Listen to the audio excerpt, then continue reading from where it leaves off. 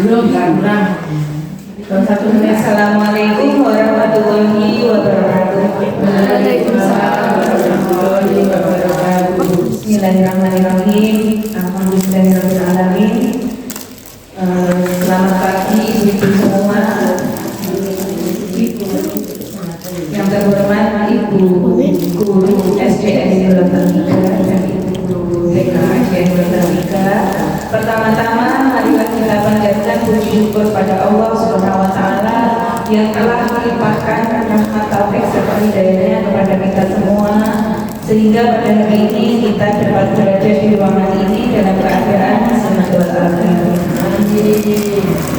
Kedua kalinya sholawat serta salam semoga tetap Allah limpahkan kepada junjungan kita Nabi Agung Muhammad Sallallahu Alaihi Wasallam yang telah merintis umatnya dari zaman kebodohan menuju zaman keislaman yang kita alami seperti sekarang ini.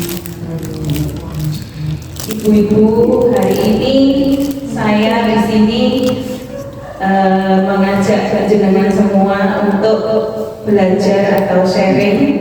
Bukan saya menggurui atau apa, saya cuma mau menyampaikan oleh-oleh dari guru penggerak. Saya mengikuti calon guru penggerak angkatan 9 selama kurang lebih 2 bulan ini, yang nanti hasilnya akan saya sampaikan kepada jenengan semua.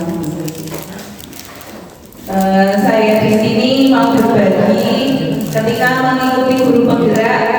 Sebelum mengikuti guru penggerak, saya merasa istilahnya apa ya? Takut, wawang, bukan apa?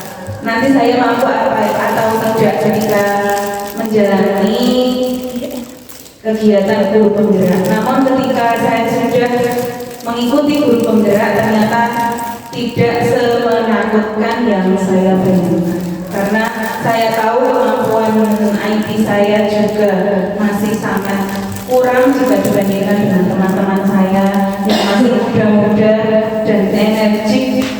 Kemudian pengetahuan tentang IT-nya sangat bagus sekali dibandingkan dengan saya. Namun seiring berjalannya waktu kami berkolaborasi, kami sharing, dan saya pun juga tidak bosan-bosannya untuk minta bantuan kepada adik-adik junior saya yang saya anggap maksudnya junior itu umurnya masih di bawah saya, namun kemampuannya sangat luar biasa. Langsung saja di sini hari ini saya akan mendiseminasikan tentang aksi nyata modul 1.4, yaitu tentang budaya positif. Karena sekarang ini di LMS saya di ISIM PKB Guru Penggerak sudah memasuki modul 2, dan ini sebenarnya aksi nyata ini adalah aksi nyata modul 1.4 tentang budaya positif. Nah, kemudian agenda kegiatan kita hari ini yaitu yang pertama pembukaan, yang kedua adalah penyampaian tujuan, yang ketiga adalah pemaparan materi, kemudian yang keempat adalah eksplorasi konsep dari budaya positif, dan yang terakhir adalah refleksi. Ibu-ibu tentunya semuanya sudah tahu tentang budaya positif. Sampai mengentas gitu budaya positif. Nah, sebelum kita memasuki materi untuk menyegarkan kembali ingatan kita, untuk menyegarkan kembali, merefreshkan pikiran-pikiran yang tadi di rumah sudah sibuk dengan anak-anak dan sibuk dengan segala rutinitas di pagi hari. Mari kita ice breaking dulu. Nah, nanti kalau saya bilang botak, jenengan pegang kepala. Kalau saya bilang batuk, jenengan pegang mulut. Batuk bukan batuk.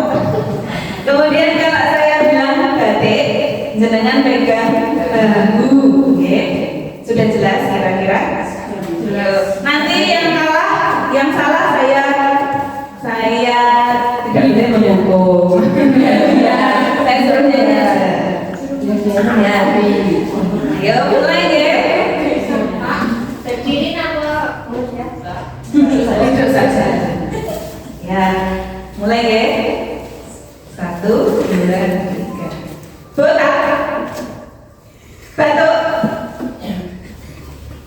batik, batuk, botak, batuk, batik. Ternyata jenengan semua masih konsentrasi. Batuk, batik, botak.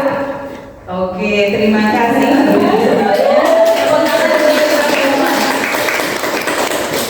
Ternyata jenengan meskipun sudah melakukan rutinitas pagi dengan segala kesibukan masih berkonsentrasi. Terima kasih. Oke, kita masuk ke tujuan kegiatan kita hari ini. Yang pertama yaitu menyebarkan makna budaya positif pada rekan guru di sekolah. Kemudian yang kedua yaitu menumbuhkan budaya positif pada murid di sekolah. Yang ketiga yaitu mampu mengubah kesepakatan kelas menjadi keyakinan kelas. Kemudian yang terakhir yaitu mampu menyebarkan praktek segitiga institusi bagi rekan guru di sekolah. Mungkin istilah-istilah tersebut mungkin awam bagi jenengan semua, namun hari ini kita nanti insya Allah akan sedikit lebih maju, lebih tahu lagi apa itu budaya positif, apa itu keyakinan kelas, apa itu segitiga restitusi. Kemudian konsep utama budaya positif yaitu ada beberapa. Memang modul 4 ini sangat luar biasa sekali bagi kami. Isinya itu sangat padat. Kemudian tugas-tugas di modul 1.4 ini juga sangat luar biasa, kejar-kejaran deadline dengan waktu. Nah, isinya apa saja di modul 1.4? Yaitu yang pertama perubahan paradigma belajar, yang kedua disiplin positif, yang ketiga motivasi perilaku manusia, kemudian yang keempat kebutuhan dasar, yang kelima posisi kontrol, yang keenam yaitu restitusi, yang ketujuh keyakinan kelas, kemudian yang kedelapan segitiga restitusi. Luar biasa, isinya sangat banyak sekali. Kemudian yang pertama kita akan mempelajari tentang perubahan paradigma belajar ke teori kontrol. Nah, kita kepada murid di sekolah biasanya kan kita mau apa, keinginan kita, istilahnya kita inginnya murid kita manut, nurut sama kita. Nah, sebenarnya itu ya ilusi guru mengontrol murid. Pada dasarnya itu kita tidak bisa memaksakan murid untuk berbuat sesuatu. Kalau murid tersebut memilih untuk tidak melakukannya, walaupun tampaknya guru sedang mengontrol perilaku murid, hal demikian terjadi karena murid sedang mengizinkan dirinya dikontrol. Sebenarnya kalau kita menyuruh murid, padahal murid itu tidak mau sebenarnya. Tapi murid itu sebenarnya cuma apa istilahnya, ya udah saya disuruh sama guru, dia mengizinkan dirinya untuk dikontrol, dia mengizinkan dirinya untuk diatur oleh gurunya. Kemudian ilusi bahwa semua penguatan positif efektif dan bermanfaat. Jadi daripada kita memaksakan kehendak kita, itu kita seharusnya memberikan penguatan positif atau rujukan, yaitu atau bentuk-bentuk kontrol. Jadi penguatan positif itu adalah segala usaha untuk mempengaruhi murid agar mengulangi suatu perilaku tertentu adalah suatu usaha untuk mengontrol murid tersebut. Dalam jangka waktu tertentu, kemungkinan murid tersebut akan menyadarinya dan mencoba untuk menolak tuntutan kita, atau bisa jadi murid tersebut menjadi tergantung pada pendapat sang guru untuk berusaha. Jadi sebenarnya kita itu pada murid jangan melalui istilahnya menyuruh, tapi dengan penguatan positif. Nah, nanti kalau kamu begini itu kamu akan seperti ini. Nah, itu mungkin lebih efektif daripada dengan menyuruh, dengan biasanya kan kita marah-marah atau seperti itu. Jadi memang di dalam guru penggerak ini kita diajarkan untuk banyak sekali cara-cara untuk menangani murid di sekolah kita. Kita belajar tentang banyak sekali prinsip Ki Hajar Dewantara yang sebenarnya di sekolah itu belajar itu tidak boleh berpusat pada guru, harus belajar itu berpusat pada murid atau pada siswa. Nah, biasanya kan kita apa maunya kita murid harus nurut dengan kita. Nah, seperti itu sebenarnya salah, kurang tepat, bukan salah. Yang benar itu adalah kita murid. Nah, kemauan murid itu apa? Kemampuan bakatnya murid itu apa? Jadi kita dorong, kita motivasi agar nanti murid itu senang belajar dengan kita, tidak dengan terpaksa. Kemudian murid itu kalau menurut Ki Hajar Dewantara itu ada teori tabula rasa. Jadi murid itu bukan lagi kertas kosong. Kalau dulu kita menganggap murid itu adalah kertas kosong, masih putih, tidak ada coretannya. Namun yang benar itu adalah sebenarnya murid itu sudah punya dasar, sudah punya pengalaman dari rumah, dari lingkungan, dari mana saja. Nah, tugas kita adalah mengarahkan mereka. Nah, itu untuk mencapai tujuan belajar kita nanti. Jadi tidak boleh kita memaksakan anak ini harus mendapatkan nilai 90 misalnya. Tidak boleh, karena memang kemampuan dan bakat anak itu berbeda-beda. Jadi kita tidak bisa memaksakan mereka. Kemudian selanjutnya, ini ada stimulus, siapa sesungguhnya yang memiliki kontrol. Jadi stimulus responnya kita itu sebenarnya kita mencoba mengubah orang agar berpandangan sama dengan kita, ya kan, Bu-ibu? Kita itu biasanya ayo punya keinginan agar orang lain itu ikut dengan pendapat kita. Namun teori kontrolnya itu kita berusaha memahami pandangan orang lain tentang dunia. Kemudian stimulus respon yang kedua, perilaku buruk dilihat sebagai suatu kesalahan. Padahal teori kontrolnya itu semua perilaku itu memiliki tujuan. Jadi semua perilaku itu sebenarnya punya tujuan. Kenapa kok berbuat seperti itu? Itu pasti ada alasannya, pasti ada tujuannya. Kemudian stimulus respon yang ketiga yaitu orang lain bisa mengontrol saya. Padahal teori kontrolnya hanya Anda sendiri yang bisa mengontrol diri Anda. Orang lain tidak bisa mengontrol Anda. Kemudian yang keempat, saya bisa mengontrol orang lain. Teori kontrolnya Anda tidak bisa mengontrol orang lain, tidak bisa sebenarnya. Kalaupun orang lain itu nurut dengan jenengan, itu sebenarnya dia hanya mengizinkan dirinya untuk dikontrol dengan terpaksa. Kemudian yang kelima yaitu pemaksaan ada pada saat rujukan gagal. Sebenarnya teori kontrolnya kolaborasi dan konsensus menciptakan pilihan-pilihan baru. Kemudian yang keenam, yang ketujuh, model berpikir menang atau kalah. Padahal teori kontrolnya model berpikir itu menang. Nah, menurut jenengan selanjutnya, apakah Anda setuju dengan pernyataan ini? Yang nomor satu, hukuman dapat mendisiplinkan anak. Kira-kira jenengan setuju apa mboten? Tidak setuju.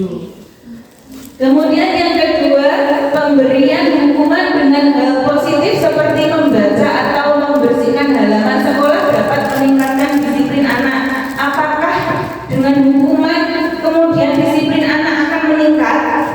Ya tentu Belum tentu, bisa jadi ada yang juga tidak bisa. Kemudian yang ketiga, apakah memberi penghargaan dapat meningkatkan motivasi belajar anak? bisa juga. Bisa juga, bisa jadi, namun juga belum tentu, karena kadang-kadang itu anak yang diberi reward atau penghargaan itu malah cuma tujuannya itu biar mencari penghargaan tersebut. Nah, demikian juga hukuman. Belum tentu anak hari ini misalnya datang terlambat, jenengan hukum kamu berlari 5 kali mengelilingi lapangan, besok belum tentu dia tidak datang terlambat. Nah, jadi hukuman itu belum tentu dapat mendisiplinkan anak. Lalu, nah, kita masuk ke disiplin positif. Jenengan semua pastinya sudah tahu apa itu disiplin, ya, okay?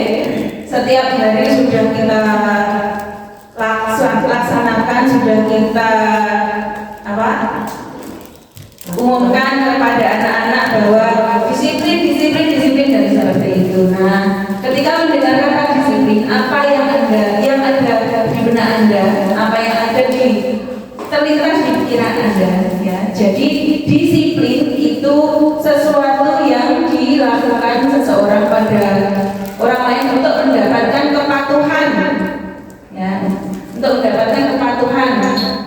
Kemudian, namun anak-anak itu berpikir bahwa disiplin itu adalah suatu ketidaknyamanan. Benar apa tidak? Bahwa tata tertib sekolah kita, satu, harus datang jam itu harus kita masuk kelas jam 7.00. Nah, apakah sebenarnya itu mereka nyaman dengan peraturan seperti itu?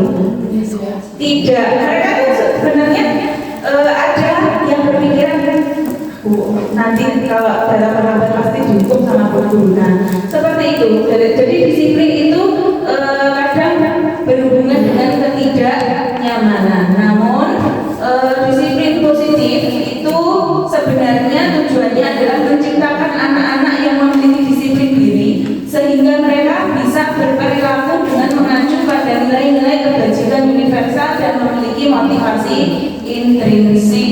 Jadi disiplin itu sebenarnya biar apa?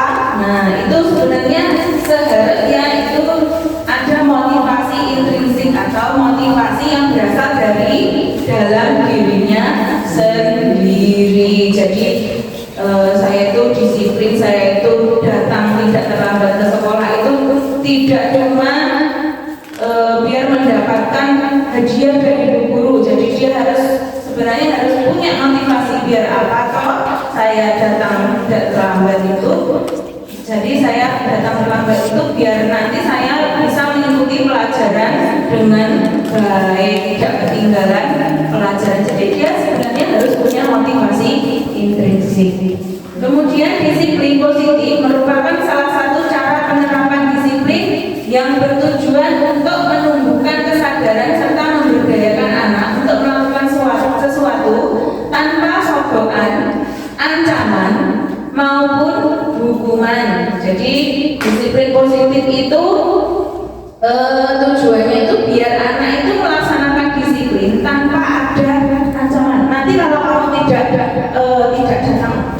nanti kalau kamu datang terlambat, nanti saya suruh lari 5 kali mengelilingi lapangan. Jangan sampai anak berpikiran seperti itu. Jadi kita harus lakukan disiplin positif dari motivasi intrinsik dari yang berasal dari dalam diri anak. Nah, kemudian selanjutnya merdeka menurut Ki Hajar Dewantara yaitu artinya tidak hanya terlepas dari perintah, akan tetapi juga cakap buat memerintah diri sendiri. Nah, Nah, tadi berhubungan dengan disiplin tadi. Jadi disiplin positif tadi jangan sampai hanya karena sogokan, ancaman, dan juga hukuman ya. Jadi harus berdasarkan dari dirinya, kesadaran dirinya sendiri.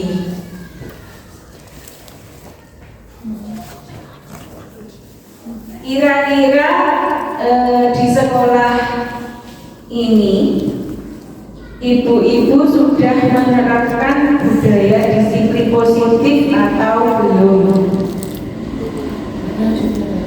Kadang sudah, kadang belum. Coba Bu Rini dengan beri contoh budaya positif yang sudah jenengan laksanakan di sekolah. Contoh budaya positif kedisiplinan di sekolah, kalau di tempat saya mungkin dengan anak datang langsung saling sama guru, mengucapkan assalamualaikum, terus guru membalas waalaikumsalam, seperti itu. Mungkin bisa bercontoh. Terima kasih atas jawabannya. Jadi itu sudah termasuk disiplin positif atau budaya disiplin ya. Tadi Bu Rini mengatakan setiap anak datang sudah saling sama bu guru sambil mengucapkan assalamualaikum dan gurunya menjawab waalaikumsalam. Nah itu salah satunya. Selain itu saya kira pasti masih banyak sekali yang sudah kita laksanakan di sekolah. Nah saya harap nanti dilaksanakan terus secara kontinu, secara berkesinambungan, jangan sampai berhenti atau berlangsung 1-2 hari. Nah kemudian selanjutnya nilai-nilai kebajikan universal. Jadi apa itu nilai-nilai kebajikan? Yaitu sifat-sifat positif manusia yang merupakan tujuan mulia yang ingin dicapai setiap individu. Jadi nilai tersebut bersifat universal. Maksudnya universal itu menyeluruh atau umum dan lintas bahasa, suku bangsa, agama maupun latar belakang. Kemudian menurut Dr. William Glasser pada teori kontrol, setiap perilaku perbuatan memiliki suatu tujuan. Dengan mengaitkan nilai-nilai kebajikan yang diyakini seseorang, maka motivasi intrinsiknya akan terbangun sehingga menggerakkan motivasi dari dalam untuk dapat mencapai tujuan mulia yang diinginkan. Nah, nilai kebajikan di kurikulum Merdeka ini kita kenal dengan profil pelajar Pancasila. Kira-kira semuanya sudah tahu guys. Profil pelajar Pancasila ini harus tahu. Yang pertama, beriman dan bertakwa kepada Tuhan Yang Maha Esa dan berakhlak mulia. Itu nilai kebajikan yang pertama. Yang kedua yaitu mandiri. Kemudian yang ketiga bernalar kritis. Yang keempat berkebinekaan global.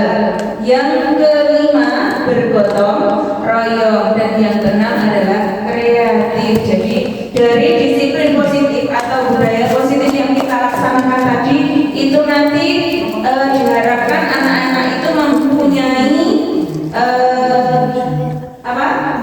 profil atau sifat-sifat yang sesuai dengan profil pelajar Pancasila yang ada 6 ini tadi. Itu harapannya.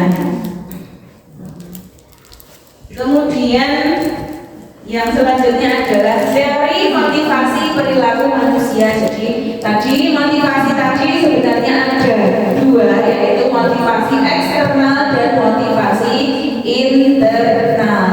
Eksternal itu berasal dari luar diri kita. Kemudian kalau motivasi internal itu berasal dari dalam diri kita. Dari luar itu maksudnya sebenarnya disiplin positif itu untuk menghindari hukuman. Jadi anak itu berpikiran nanti saya tidak datang terlambat supaya eksternal. Kemudian yang kedua, untuk mendapatkan imbalan dari orang lain atau institusi.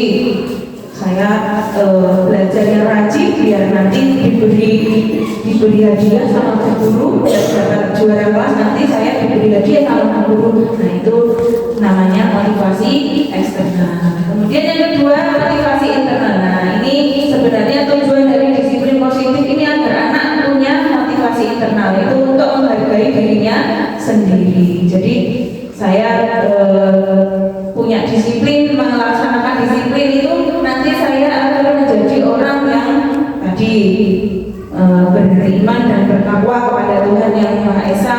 Ada 6 profil pelajar Pancasila. Nah itu namanya motivasi internal, itu yang kita harapkan.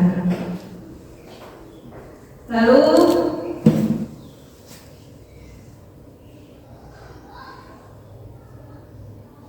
di sekolah seringkali kita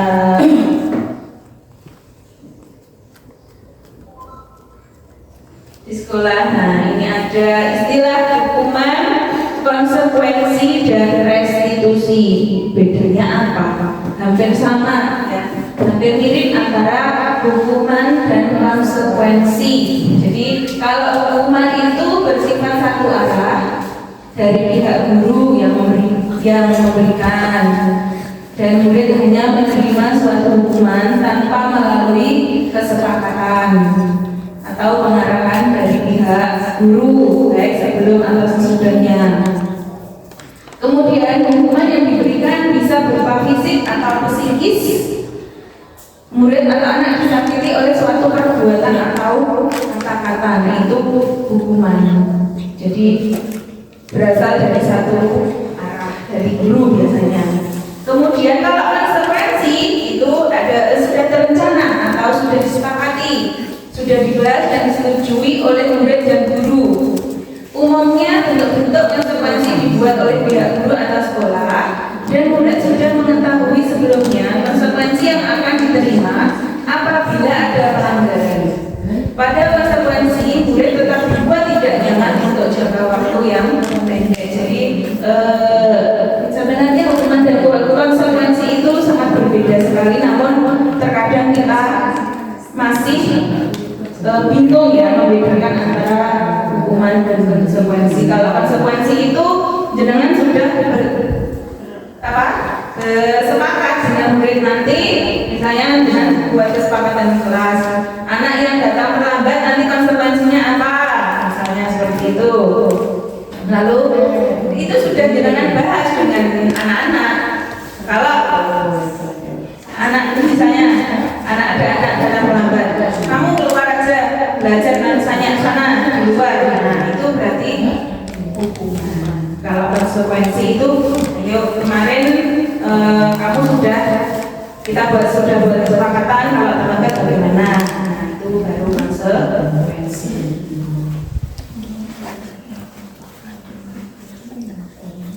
Nah, kemudian penghargaan tadi. Sebenarnya penghargaan itu ada pengaruh dalam jangka pendek dan jangka panjang. Ada penghargaan, sebenarnya penghargaan itu tidak efektif ya. Penghargaan itu merusak hubungan. Kemudian penghargaan itu mengurangi ketepatan.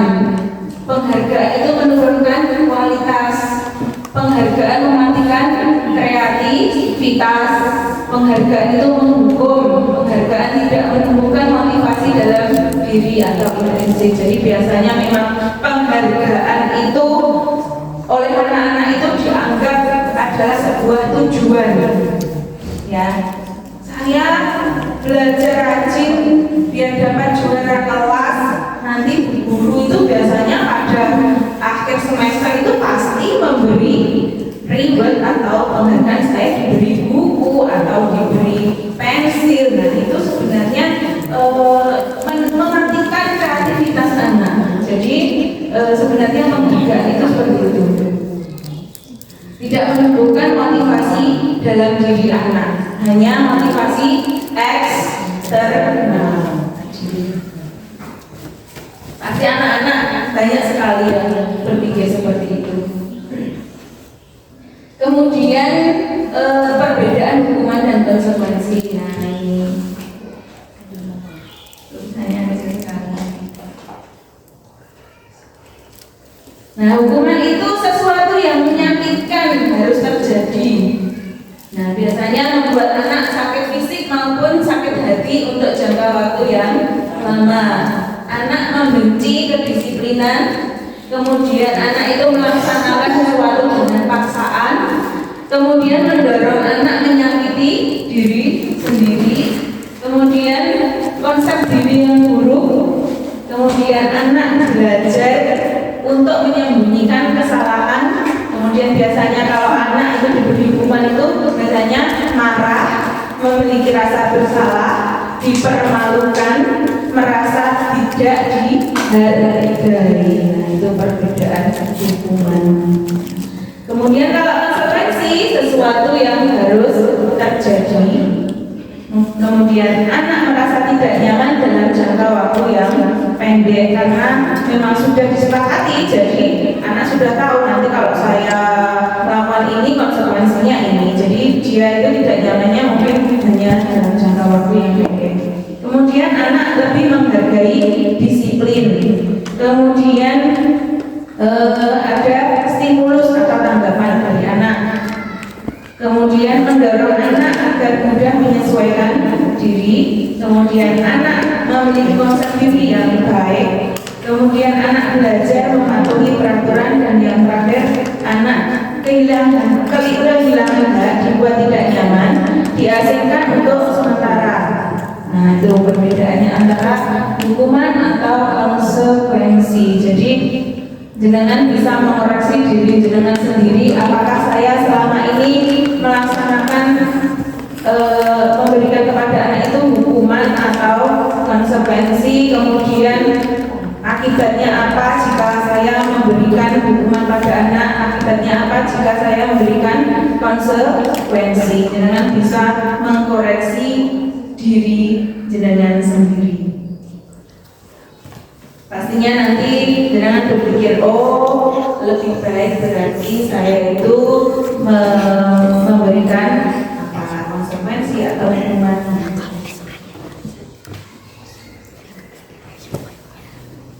Nah ini contoh-contohnya ada.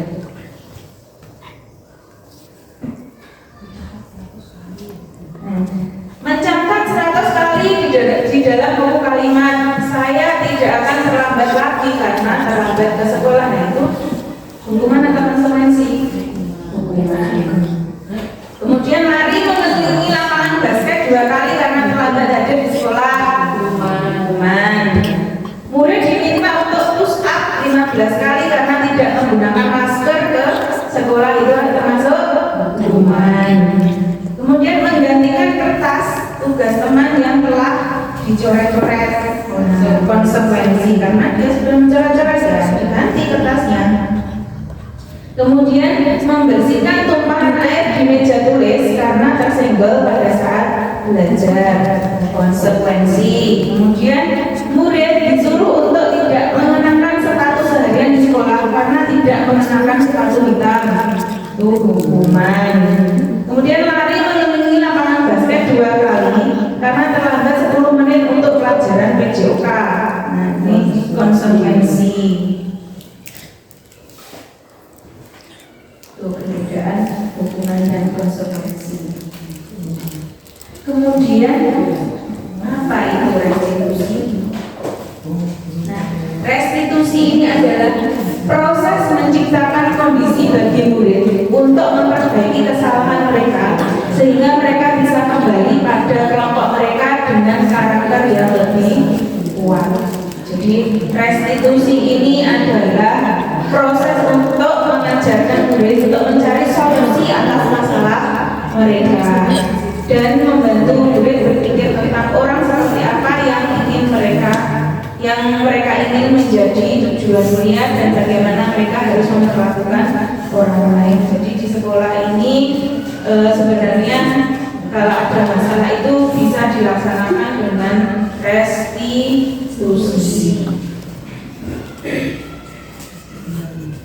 Jadi, nah apa cirinya restitusi? Yang pertama,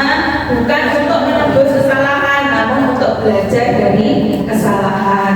Yang kedua, untuk memperbaiki hubungan. Yang ketiga yaitu tawaran, bukan paksaan. Yang keempat, restitusi itu menuntut untuk melihat ke dalam diri. Yang kelima itu restitusi mencari kebutuhan dasar yang mendasari tindakan. Yang keenam, restitusi adalah cara yang paling baik daripada lagi hukuman maupun konsekuensi. Kemudian yang ketujuh, restitusi fokus pada karakter bukan tindakan. Jadi kita harusnya merubah karakter anak. Kemudian restitusi itu fokus pada solusi. Restitusi mengembalikan murid yang berbuat salah pada kelompoknya. Nah, di sini kemarin saya sudah melaksanakan praktik segitiga restitusi dengan siswa saya. Bisa kita lihat bersama-sama.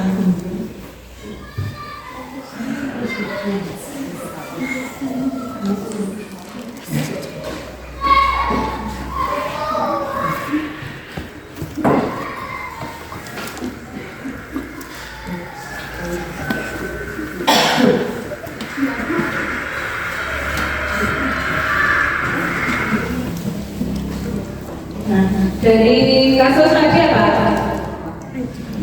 Anak itu sedang apa tadi? Mencontek ya. Jadi anak itu sedang mencontek. Kemudian lalu apa yang saya lakukan dengan segitiga restitusi?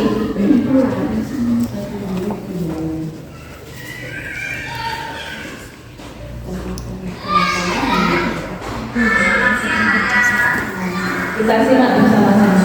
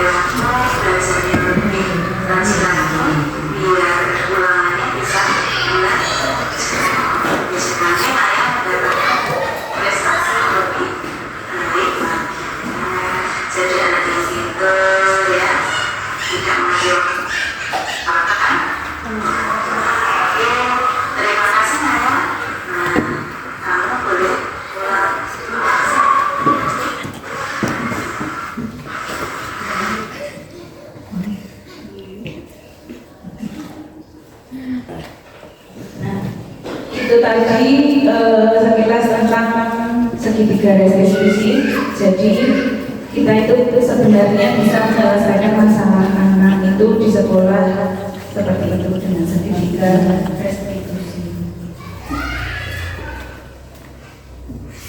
Sekarang masuk ke kebutuhan dasar. Kebutuhan dasar manusia atau murid itu ada 5. Yang pertama adalah penguasaan, yang kedua adalah bertahan hidup, yang ketiga adalah kasih sayang dan rasa diterima, yang keempat adalah kesenangan, dan yang kelima adalah kebebasan. Nah, seperti apa kebutuhan tadi? Yang pertama adalah belonging atau kasih sayang dan rasa diterima. Nah, kita itu sebenarnya semuanya butuh rasa untuk diterima oleh keluarga, teman, kemudian rekan sejawat. Ya, kita butuh dicintai oleh mereka, kita butuh berbagi dan bekerja sama. Kemudian yang kedua adalah fun atau kesenangan, yaitu kita butuh rasa senang atau gembira, humor, tertawa. Kemudian tidak hanya marah-marah setiap hari. Nah, itu kita berarti butuh kesenangan atau fun. Kemudian yang ketiga adalah survival atau bertahan hidup. Nah, bagaimana cara kita bertahan hidup? Nah, kita butuh makan, minum, sehat, rasa aman, rasa dilindungi, itu untuk bertahan hidup. Yang keempat itu power atau kekuasaan atau penguasaan. Nah, ini kita butuh ingin didengar, diakui, ingin berprestasi, ingin memimpin, ingin menjadi lebih baik lagi. Itu power dan kekuasaan. Yang kelima adalah freedom atau kebebasan. Kita butuh untuk memilih, membuat pilihan. Kita butuh untuk mandiri. Kita butuh untuk mengeksplorasi diri, untuk mengembangkan diri menjadi yang lebih baik.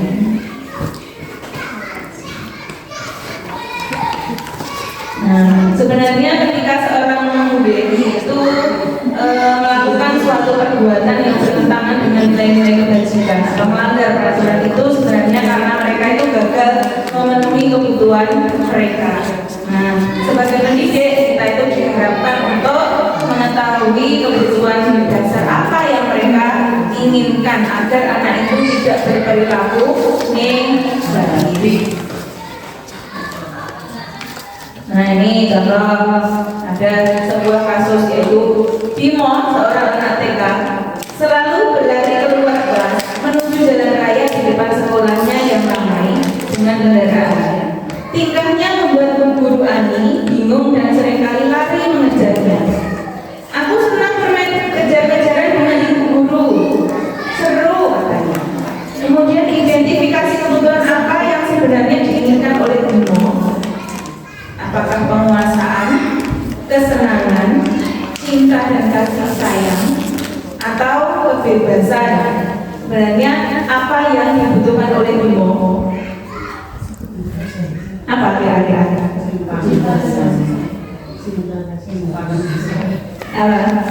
Ya, sebenarnya Bimo itu butuh kebebasan. Dia tidak mau dikurung di dalam kelas. Nah, itu sebenarnya kebutuhan dasar mereka itu. Nah, jadi kita harus bisa memahami kebutuhan anak. Jadi mungkin bisa dengan mensiasatinya kita bisa seminggu sekali atau sebulan sekali kita bisa mengadakan outing class atau belajar di luar kelas, biar keinginan anak untuk belajar di luar kelas itu terpenuhi. Jadi mereka tidak lari-lari ketika kita mengajar di dalam kelas. Seperti itu. Kemudian Diana Bosen dan bukunya Restitution Restructuring School Discipline tahun tahun 1998 di sekolah itu guru mempunyai 5 posisi kontrol, yaitu sebagai penghukum, kemudian pembuat merasa bersalah, pemantau, teman, dan manajer.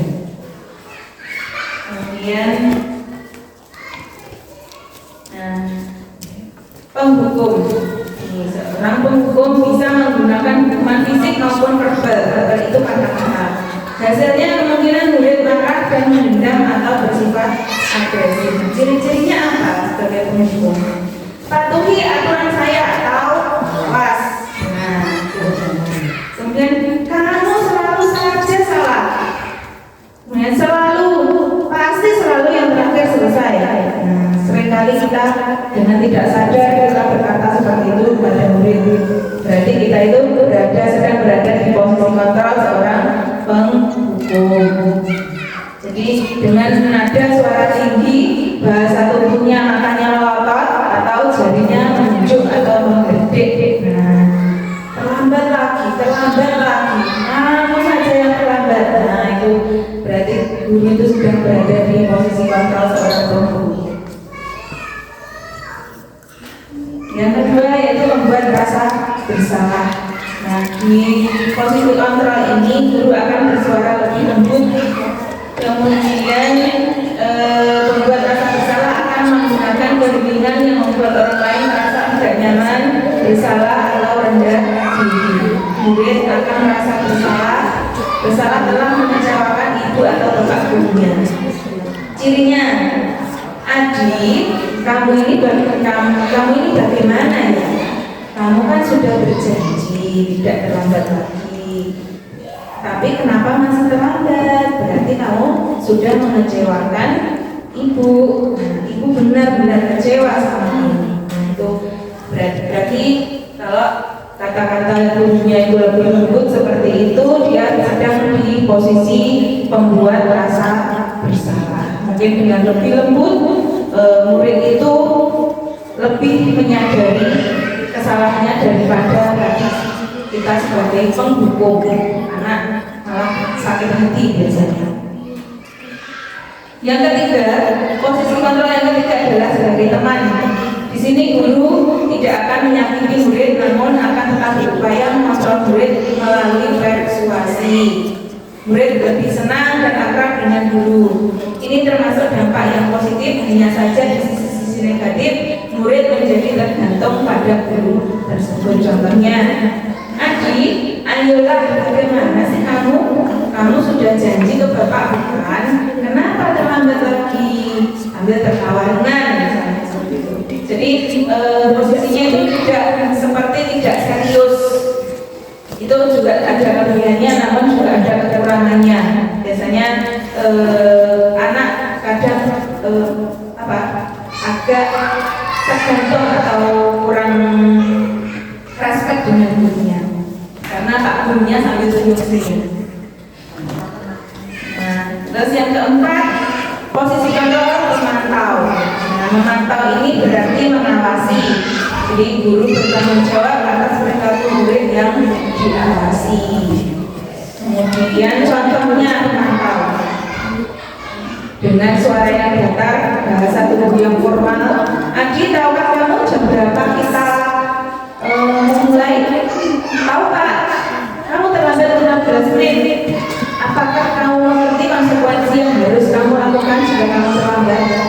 Paham Pak, saya harus tinggal di kelas pada jam istirahat nanti dan mengerjakan tugas ketertinggalan saya. Ya benar, nanti pada saat jam istirahat kamu tinggal di kelas untuk menyelesaikan tugas yang tertinggal tadi. Oke, saya tunggu tugas kamu ya. Itu berarti sebagai pemantau. Jadi ada solusinya, konsekuensinya. Kemudian posisi kontrol yang kelima yaitu sebagai manajer, yaitu posisi di mana guru berbuat sesuatu bersama dengan murid, yaitu mempersilahkan murid menjauhkan perilakunya, mendukung murid agar dapat menemukan solusi atas permasalahannya sendiri. Ciri-cirinya apa? Yang pertama, suaranya tulus, bahasa tubuhnya tidak kaku, mendekat ke murid. Nah, ini Contohnya ini, Adi, apakah kamu mengetahui jam berapa di sekolah? Tahu Pak, jam 7. Ya, jadi kamu terlambat. Kira-kira bagaimana kamu akan memperbaiki masalah ini? Nah, ini hampir sama dengan segitiga restitusi tadi. Jadi tanya tuh, menanyakan dulu, kemudian menanyakan menawarkan solusi.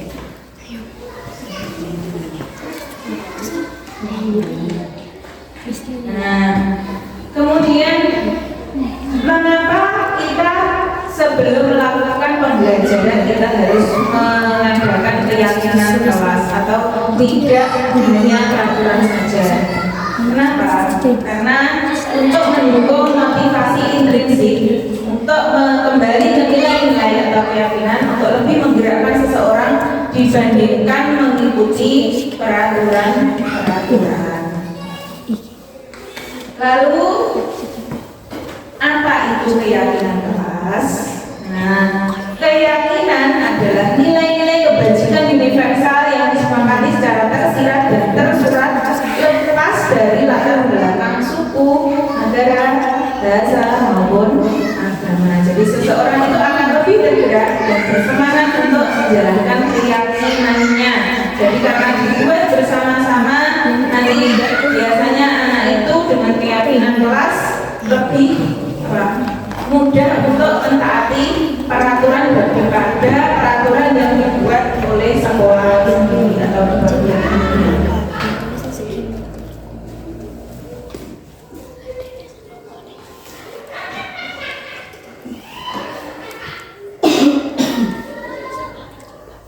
Nah, bagaimana pembentukan keyakinan sekolah atau keyakinan kelas? Tuh, keyakinan kelas bersifat lebih abstrak daripada peraturan yang lebih rinci dan konkret. Kemudian keyakinan kelas berupa pernyataan-pernyataan universal. Yang ketiga, pernyataan keyakinan kelas senantiasa dibuat dalam bentuk positif. Jadi keyakinan kelas itu harus dengan kalimat positif. Apa ciri kalimat positif? Ada yang tahu ciri kalimat positif? Ada yang tahu? Kalimat positif biasanya tidak dengan kata jangan atau tidak dengan kata tidak. Jadi keyakinan kelas itu biasanya seperti ini contohnya. Kalau peraturan kelasnya,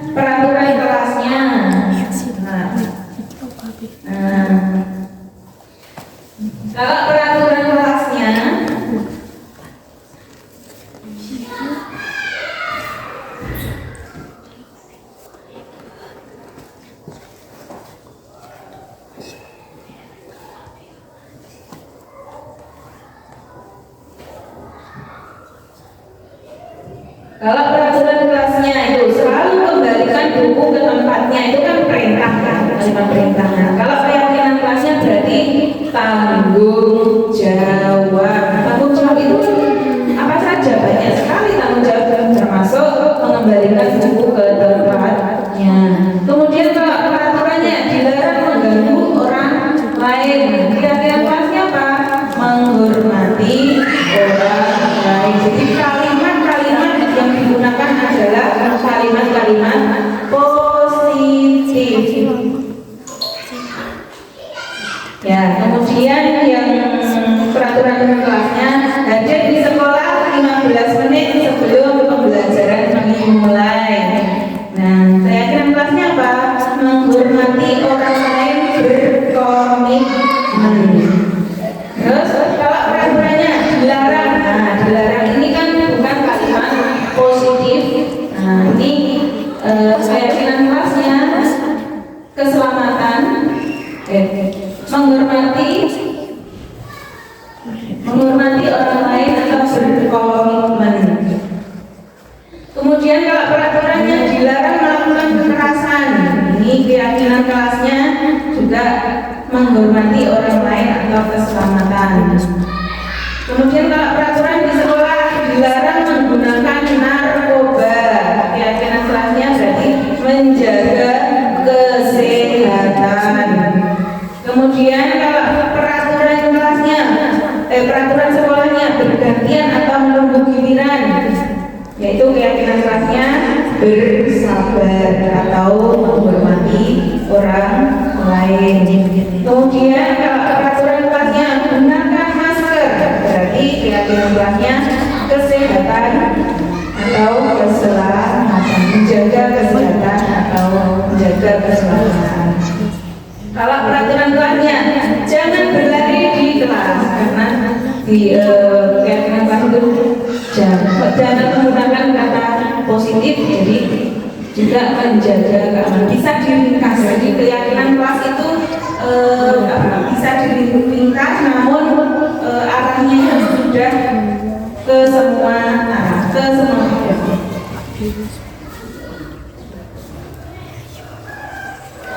Nah, ini penerapan penyusunan kesepakatan kelas tadi seperti itu. Kemudian yang selanjutnya segitiga restitusi tadi dari video tadi. Nah, tadi kita punya 3 langkah. Yang pertama adalah menstabilkan identitas. Jadi di dalam segitiga restitusi itu kita punya 3 langkah. Yang pertama yaitu menstabilkan identitas. Yang kedua adalah validasi tindakan yang salah. Kemudian yang ketiga yaitu menanyakan keyakinan. Menstabilkan identitas, kemudian validasi tindakan yang salah. Contohnya apa? Kamu tentu punya alasan mengapa melakukan itu. Kemudian adakah cara yang lebih efektif untuk mendapatkan apa yang kamu butuhkan? Itu validasi tindakan yang salah. Kemudian menanyakan keyakinan. Jadi keyakinan kelas apa yang telah kita sepakati? Kemudian kamu ingin menjadi orang yang seperti apa? Itu termasuk menanyakan keyakinan.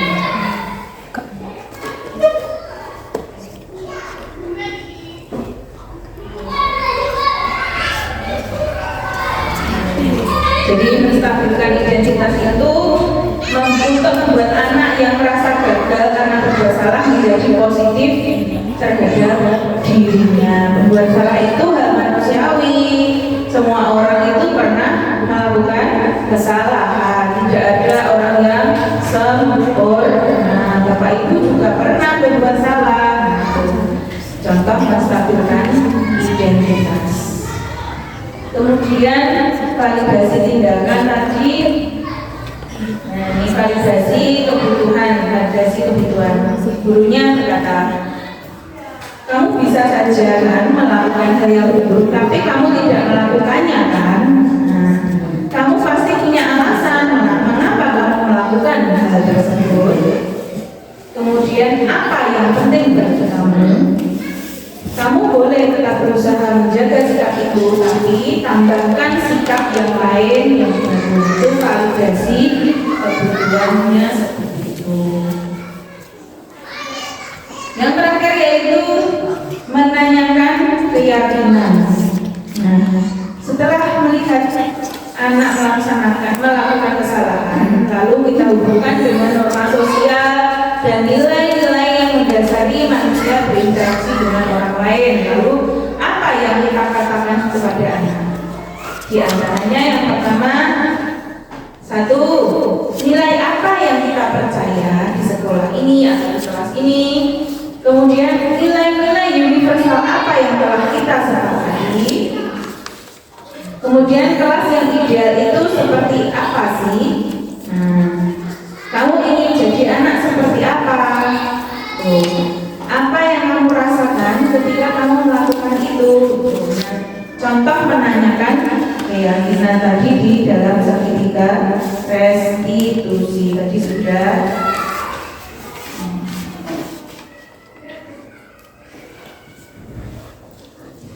Nah, di dalam modul 1.4 ini ada kegiatan melaksanakan aksi nyata budaya positif. Jadi aksi nyata saya ini adalah menumbuhkan kesadaran untuk tentang kebersihan, yaitu daur ulang sampah untuk menumbuhkan budaya positif di sekolah. Karena apa? Di sekolah kita itu anak-anak kan sering minum minuman yang misalnya ale-ale, kemudian teh ya, teh itu yang gelas itu pakai gelasnya itu bisa kita manfaatkan untuk kerajinan. Jadi selain untuk kerajinan juga bisa untuk menumbuhkan budaya positif, yaitu mendaur ulang sampah plastik tadi. Nanti bisa dilaksanakan di kelas masing-masing. Nah, langkahnya apa? Yang pertama kita membuat keyakinan kelas. Nah, keyakinan kelasnya apa? Berarti keyakinan kelasnya yaitu menjaga kebersihan. Kemudian sosialisasi tentang daur ulang sampah sebagai pembentukan budaya positif di lingkungan sekolah. Jadi manfaatnya selain lingkungan sekolah kita bersih dari sampah plastik, nanti kita bisa menciptakan suatu karya atau suatu kerajinan yang bisa kita pajang atau bisa kita taruh di dalam kelas. Kemudian yang ketiga yaitu referensi kegiatan aksi nyata. Jadi umpan balinya bagaimana dari anak-anak. Nah, ibu-ibu di sini kita tadi sudah membahas dari A sampai Z tentang budaya positif ya yang kita lakukan di sekolah. Bagaimana cara pemecahannya jika anak melakukan kesalahan. Semoga yang saya sampaikan tadi bisa kita laksanakan di sekolah, bisa berkelanjutan, tidak hanya sampai di sini saja. Semoga diseminasi kali ini bermanfaat untuk kita semua. Kemudian untuk selanjutnya semoga teman-teman yang belum mengikuti guru penggerak nantinya bisa mengikuti guru penggerak agar mendapatkan ilmu-ilmu yang lebih banyak lagi yang bisa nantinya diterapkan ke sekolah. Nah, salam guru penggerak, tergerak, bergerak, menggerakkan. Cukup sekian. Bila ada kata-kata yang kurang atau yang salah, saya mohon maaf. Terima kasih atas perhatiannya. Wassalamualaikum warahmatullahi wabarakatuh. Waalaikumsalam warahmatullahi wabarakatuh.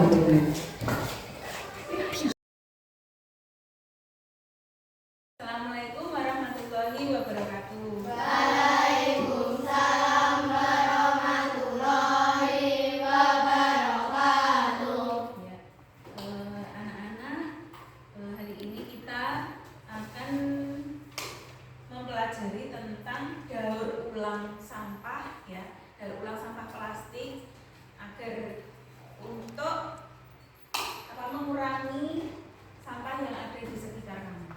Nah, di sekitar kamu tentunya banyak sekali sampah-sampah plastik, misalnya apa?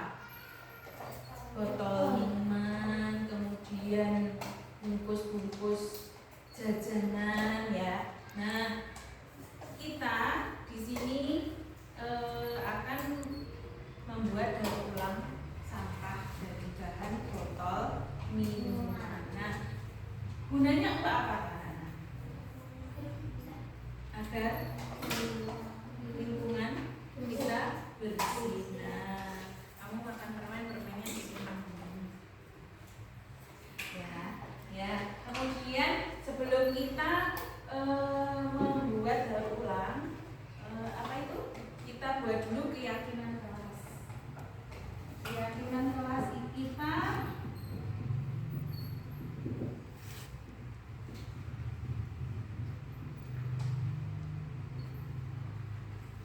apa?